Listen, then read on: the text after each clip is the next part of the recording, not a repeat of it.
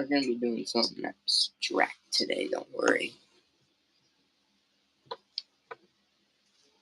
Unveil your kitchen's beauty. I want some true crime shit. You know, the average murder.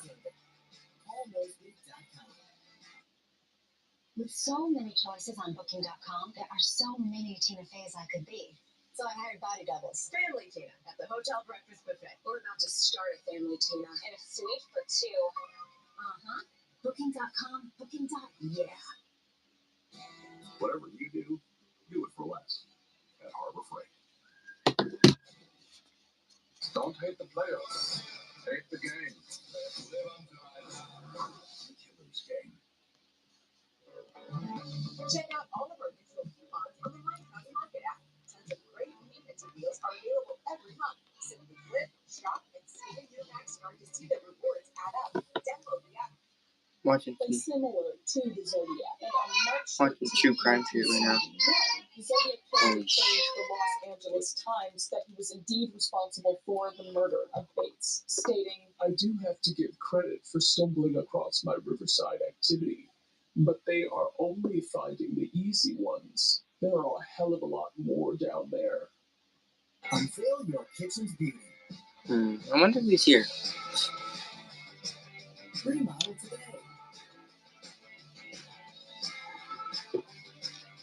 You deserve it. Call Mosby.com. with so many choices on Booking.com, there are so many Tina Feys I could be. So I hired body doubles. Family Tina. Bro, Hotel Breakfast Buffet. Or about to start this a Family ad Tina 2 times in a row? How is that possible? Yeah. See what scholarships you might qualify for. You know Find what? your Fuck it. purpose at gcu.edu/myoffer. Weight loss by Herbs. GLP-1 injections for as little as $1.99 per month. I'm inviting Hillside's creator. Check out all of our digital coupons on the My County Market app. Tons of great units and deals are available every month. Simply flip, shop, and scan your Max card to see the rewards add up. Download the app today.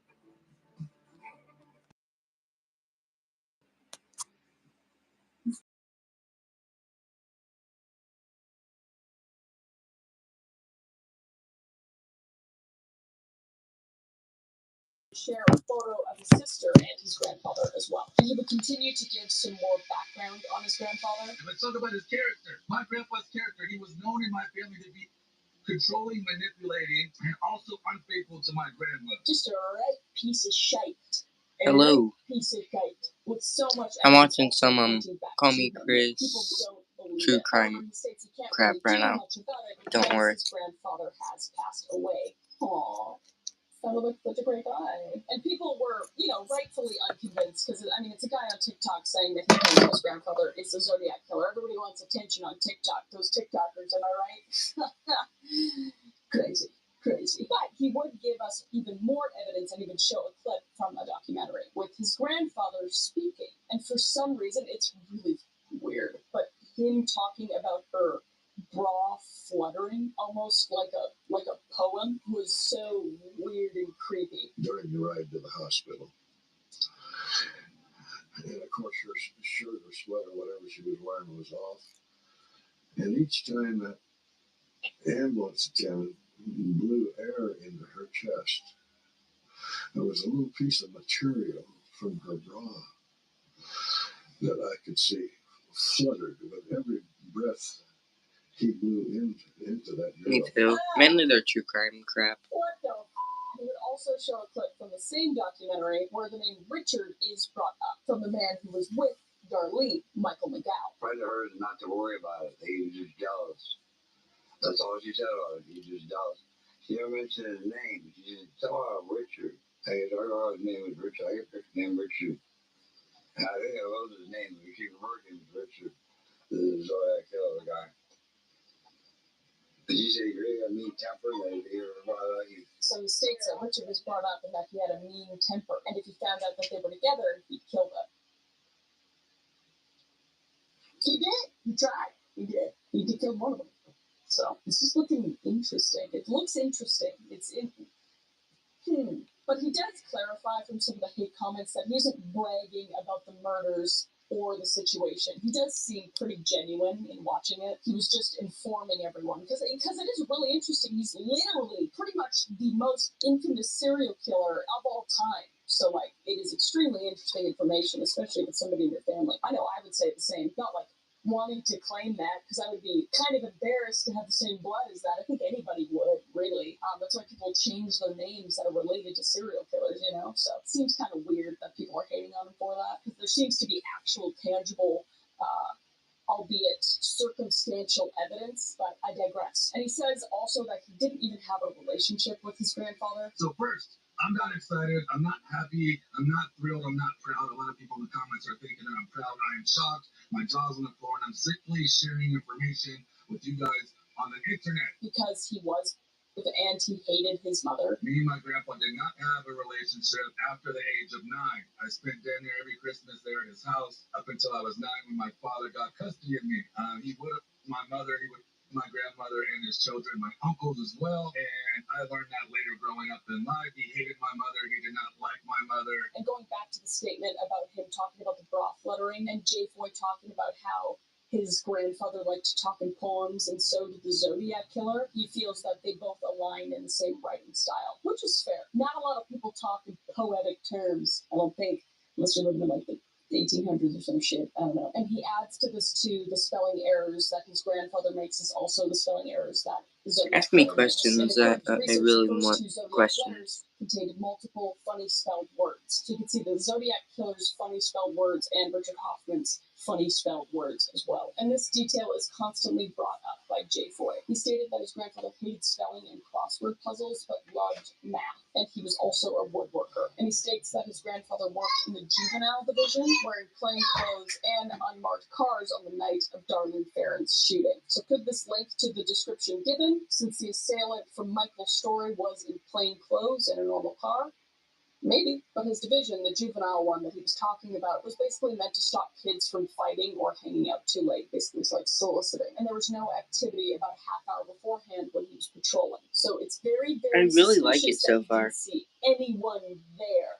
You know? Do you think you're still going to be able to do that purple cloudy background I suggested? Basically, he was in that division, yesterday? so it was like Night. part of his job. I don't Sorry know. about that. It's kind of weird. It's all weird, dude. I don't know, dude. And now we are in part 4 of his stories, bringing up one of the Zodiac's poems. So I found this poem written by the Zodiac, and in this poem, it uses the phrase "titwillow, titwillow, titwillow." Well, titwillow happens to be a song written by Mikado. It states "titwillow, titwillow, titwillow" 3 times. This is the title of the song written by Mikado. And in that song lyrics, there happens to be a mention of Dickie Bird right here. Also in this poem by Mikado, the Titwillow, that's the title of it. It states, we're describing a man who's passing away, that he gargled out blood. So where does this tie in exactly? Well, Joe Foy states that his grandfather gave a description of the scene, saying he was gurgling in pain. Interesting. There was a young guy down there laying on his back. I don't know when more joined. Obviously, he'd been shot. He was reaching up towards me or the flashlight I was holding, kind of gurgling, obviously in pain. And maybe he's combining the Zodiac's love for poems to the Richard using a description of a victim gurgling as a reference. Oh, and chat, I just got...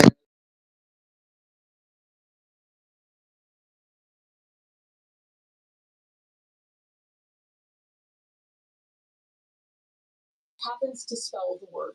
Letting y'all know that time is looking great so far. For someone named Richard, you got it. And it's funny because in the section before it states that it could be spelled Lee, the other suspect that we were talking about before, Arthur. So it really just could be nothing. Like when I was. It might be funny to ask, but literally any way. So I feel like this is a fit. Would you like to draw one of my characters? We learned he was referencing the Mikado poem. In Act 2 of the Mikado poem. It's a kitty. Have him in here for safekeeping. Would you like to draw him?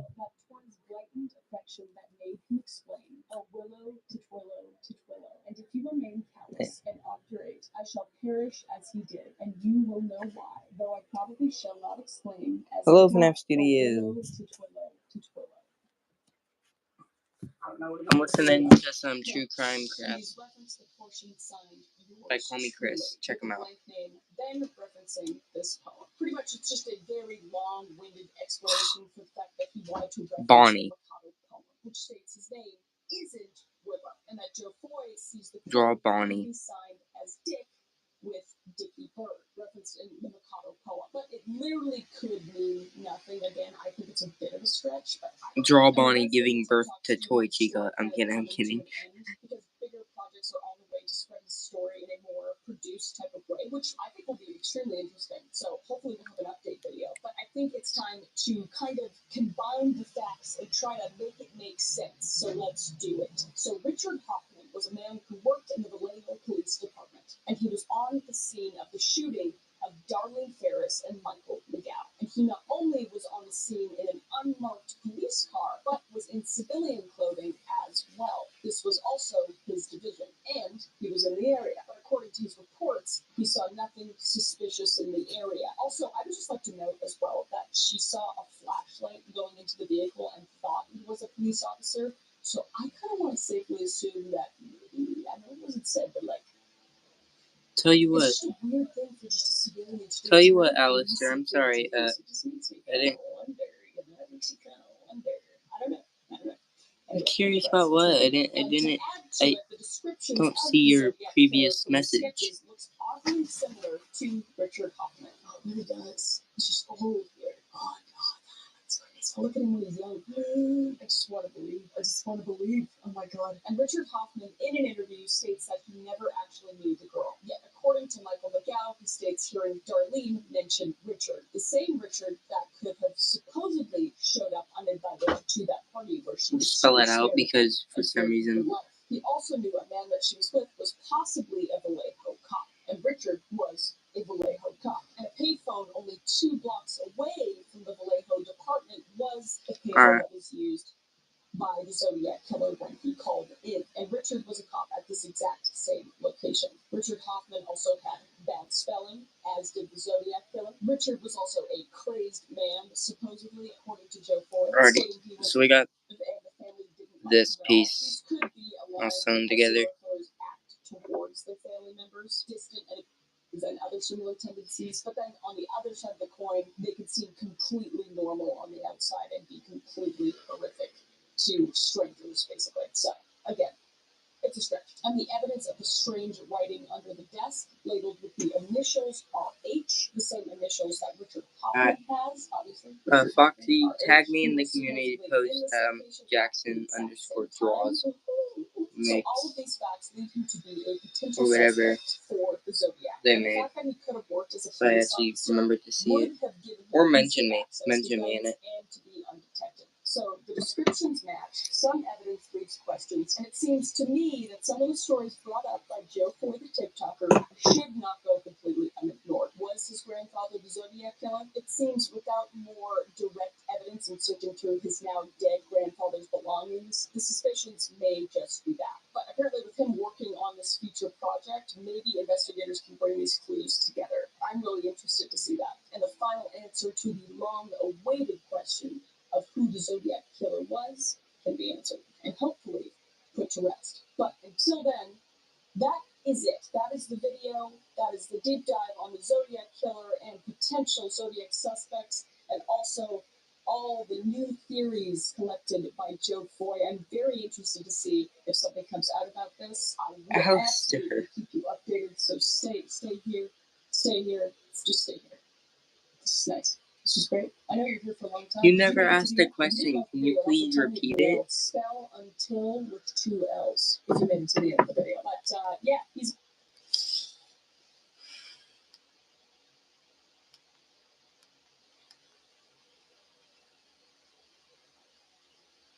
There you go.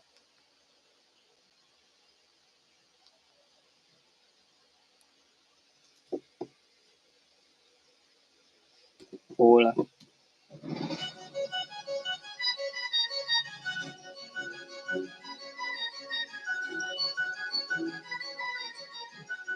What's up, gamers and gamers? Welcome to this video. Hey everybody, Hotman here, and 2 whole years. 2 whole years of hard work and progress, trying to fit this in with my everyday life. And it's finally paid off 100%. First of all, it's all of love and support I've received. This project is so overwhelming to me. Hi, Ida. I can't thank all of you enough for all your support, for sticking with me for all these years. So, thank you all. And with a huge project like this, there's bound to be a bunch of cut and scrap stuff for it. And that's exactly what I have in my Special Strike Rebellion folder. It's big. It's really big. But also, I'm just getting over COVID-19, so if I start coughing, it makes it big. So this video will be separated into parts. First, I'm just going to go over some stuff in SSR that some people might have missed, like a lot of the Easter eggs and some points that I wanted to clarify. Then we'll go into all the behind-the-scenes stuff and all the scrap content from SSR, which will lead into what Special Strike 3 was going to be about, because there was going to be a third one, because I was planning for Special Strike Rebellion to lead off into the third one at the end, to be another cliffhanger. But then last summer, I realized, I have a life to live, and I don't have enough time in my life to make a third one. So, SSR. So, without further ado, I'm going to do an epic speed run of all the Easter eggs you might have missed in SSR. Right? It's like here's Eat Ready the Bread in the Dr. OC. There's also Goofy Man in the Dr. OC. There's also a poster of in the background, one of the best characters in SSR Con with their tank. You can see Zarek the dog, the person who voiced Cindy in the background there behind the Siren Head.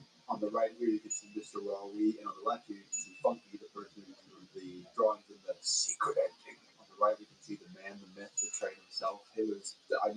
Dr. Dash. A little bit before that, if you pause right before the scene starts to play out, and the camera zooms to the right, you can see Eat Ready again, and you can see Movie and Leisure Springtrap back there, because he was a thing, right? On the left there, they the guy with the epic soundtrack for the epic movie. Hello, Speak News. Starts, you can see Roy from Donut and Scared lurking as always, and Shake from Aquatine Hunger Force. So you find inside the grow some balls and come back. Who could this mystery art belong to? This one can explain itself.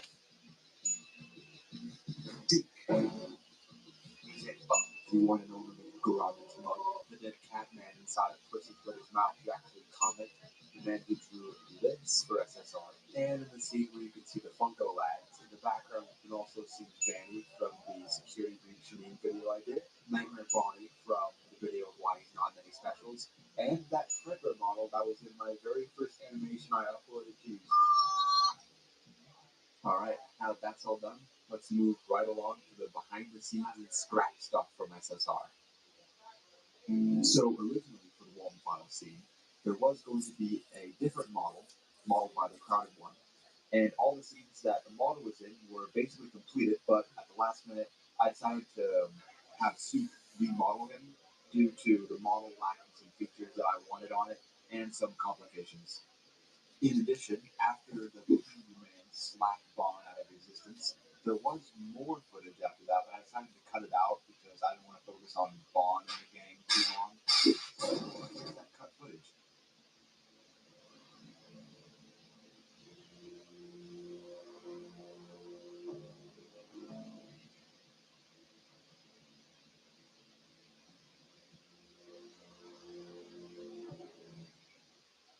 Okay, we need a backpack, markers, notebooks, erasers, laptop, pencils, and a lunch pack. We're sewing some stuff today.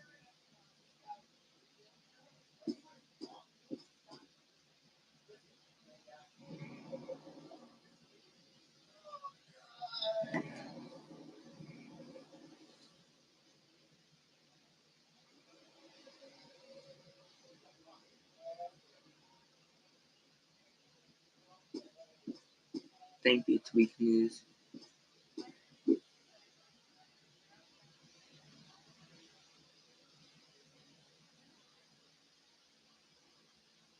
Here are some sketches for the Mantis Trap Bug Man. As you can see here, he was planned at one point to have wings, though we decided to cut those out of the model since they were way too hard to put into SFM. Another fun fact, the intro segment where the words lay out Special Strike Rebellion was actually made a total of 3 times, 2 of which were unused, and here they are.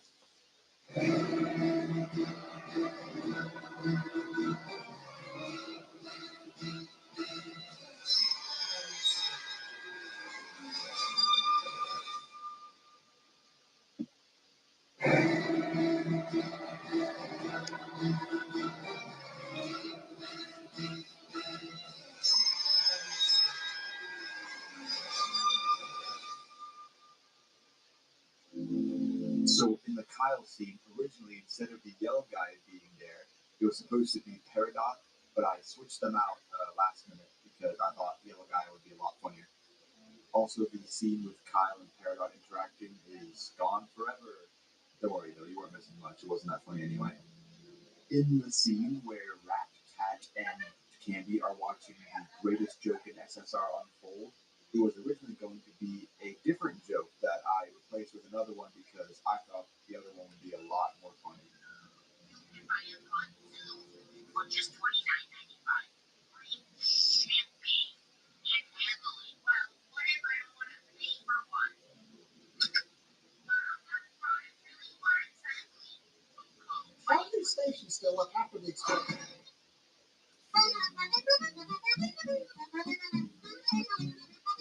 Okay, cool. These next few pieces of behind the scenes stuff is mostly just behind the scenes pictures. I'm just throwing together this guy. That don't need explanation, so here you go.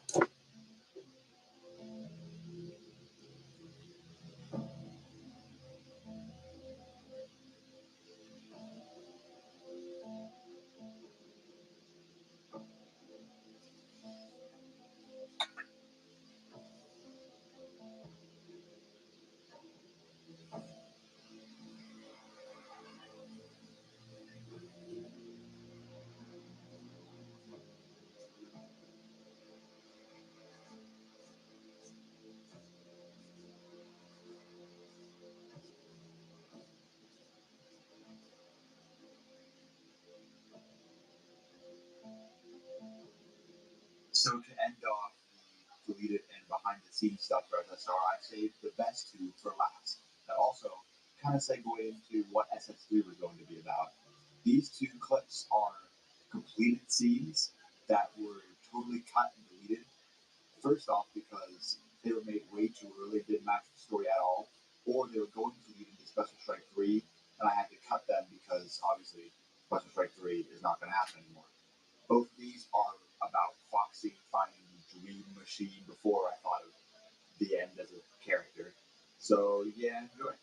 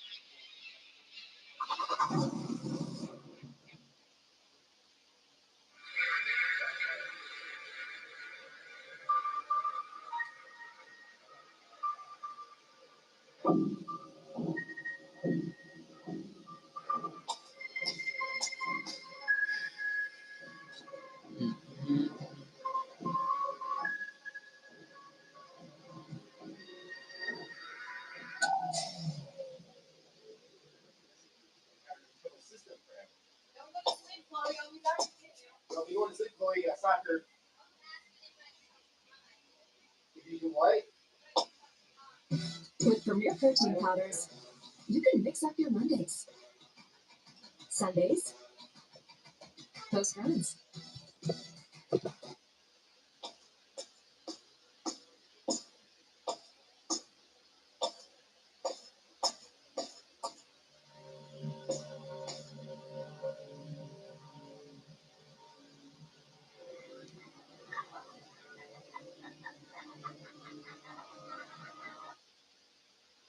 And now for possibly the biggest topic of this entire video, the possibility of Special Strike 3, or as I called it, the Special Strike, the Final Strike. This one was going to have the End and the Mantis Trap in it, but obviously I had to push them for Rebellion because I loved their designs, but at the cost of their stories kind of being a little wishy-washy. And as you saw with the deleted scene of Foxy being bitten by the giant glitch trap, he was going to be possessed at the end of Special Strike Rebellion, secretly being under glitch trap's control, kind of being like a spy, if you may. And Chief was going to be a good guy. Chief was going to get a new model, and he was going to join the crew. He was going to forget his old ways, and he was going to stay good. Although for RXQ, after Chief, rips his head in half, basically destroying the bond they had together, Glitchtrap sees that as an opportunity to manipulate RXQ to join his side and continue to be against the crew until his demise, probably by Chief, somewhere at the end of the movie. And I know a lot of you felt that those three Glitchtrap minions kind of felt a little out of place, even though I kind of gave them a little bit of an introduction with past meme videos. I can understand why they felt a little out of place in SSR, and that's because they were going to be exclusively presented in SS3, along with a lot more Glitchtrap minions. I had a lot of designs planned for the minions. One of them I had planned to be long and lanky. Another one I planned to have a Jolly Bees kind of look, and I don't even know what I was going to go with for this one, but there were going to be a lot more Glitchtrap minions. And the reason why those three minions are still in SSR, despite SS3 being canceled, was simply because I already had the models, and I thought they looked really cool, and I thought it would be cool to have Glitchtrap have three little bonuses next to him, three little minions, instead of it just being him. So yeah. And next up down the line, I had early ideas of Vanny being one of the main protagonists for SS3.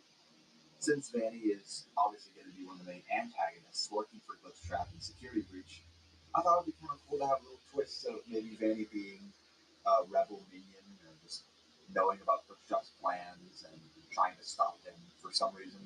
I didn't get too in depth with that idea, but I thought it was really cool at the time.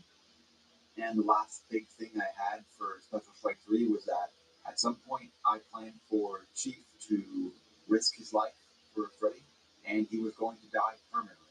Because of all his actions in the past, I felt like this one sacrifice could make up for all of his wrongdoings in the past and give him that final redemption arc.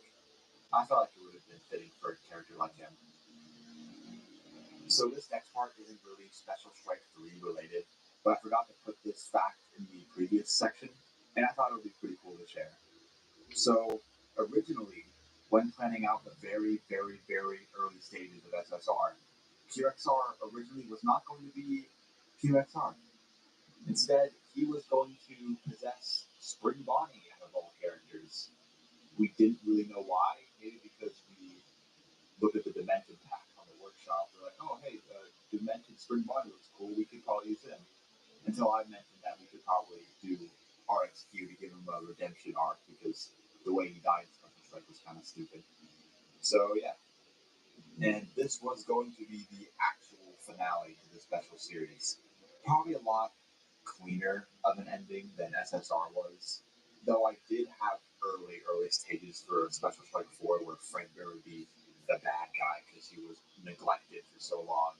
And no one noticed that my suit was stolen, so I'm going to be the bad guy now. But that was always just thoughts in the back of my head. That was never actually going to happen.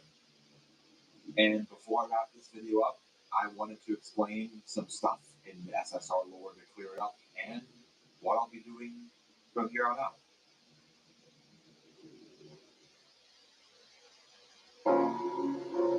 So first of all, like I said before about the end story being a little wishy-washy in this one because he was planning for a whole other movie, I wanted to kind of clarify on what he was supposed to do.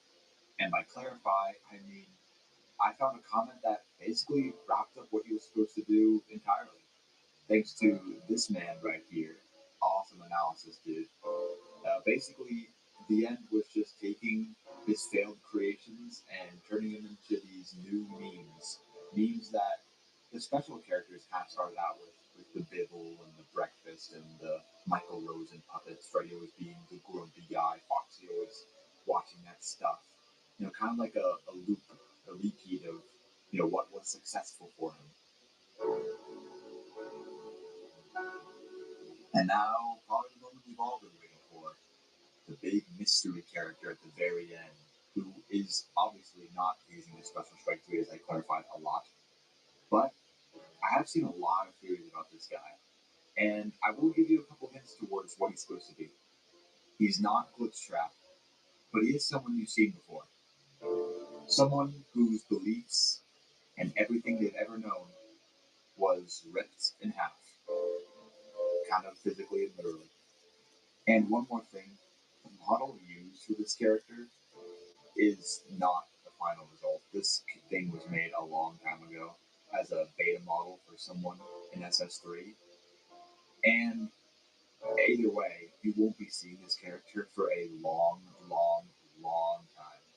I have something in store for this character if everything goes according to my plan, but only time will tell.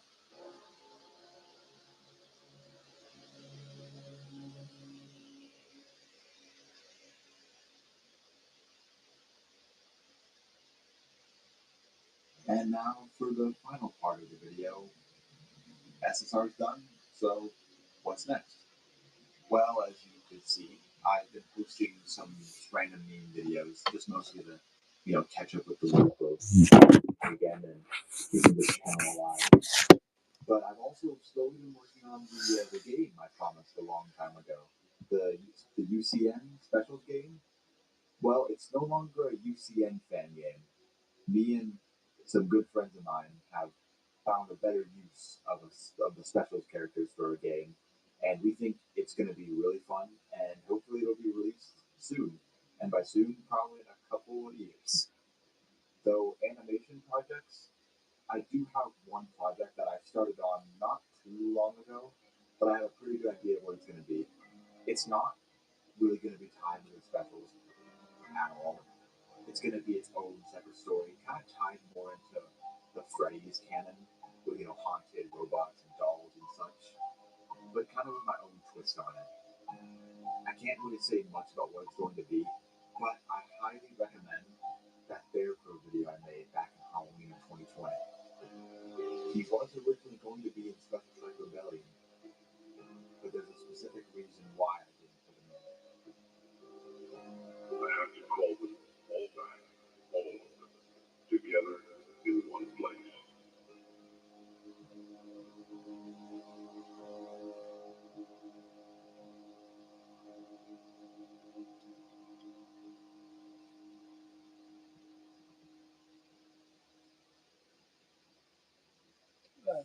Sorry about that.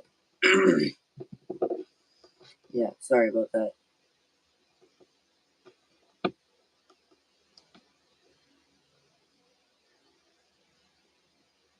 This is the most requested episode of Game Theory ever. Over the last 2...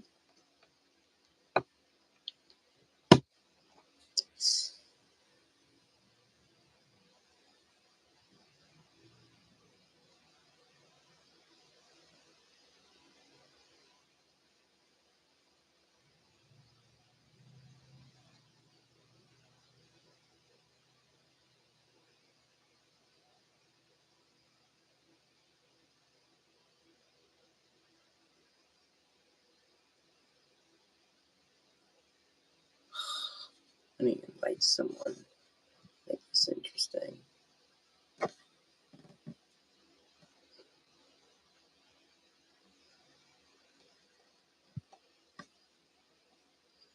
There we go.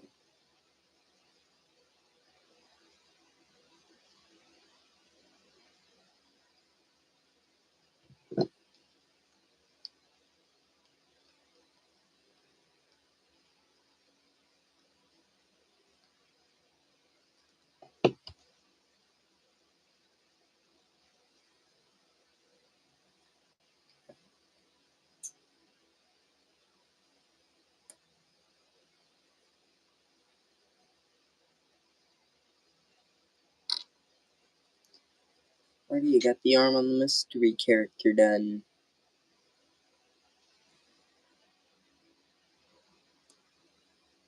I'm gonna just end the stream here, notice Billy.